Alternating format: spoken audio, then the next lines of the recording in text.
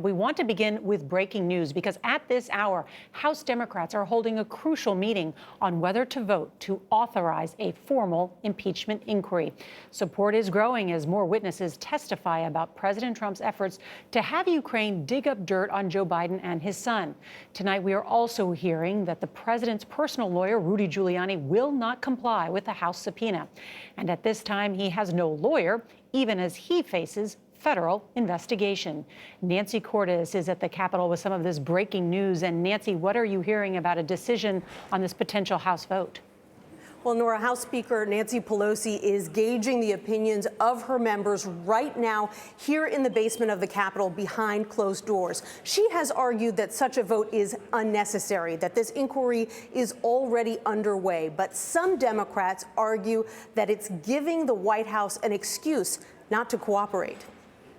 House Democrats, back from a 2-week break, met tonight to strategize about their fast-moving impeachment inquiry.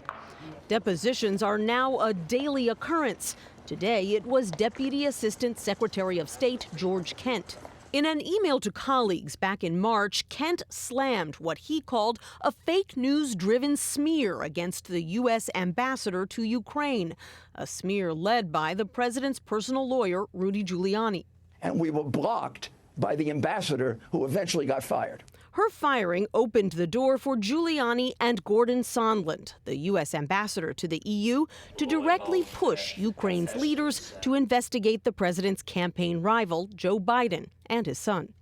In dramatic testimony yesterday, the president's former top Russia advisor, Fiona Hill, told lawmakers that the rogue Ukraine operation outraged the president's former national security advisor, John Bolton, who likened it to a drug deal and urged her to inform the NSC's top lawyer, adding Giuliani's a hand grenade who's going to blow everybody up.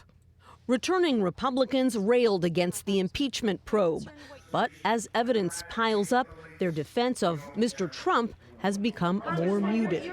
Was it appropriate for the president to urge a foreign power to investigate his campaign rival? I think that's the question. You know, other people may have done this differently.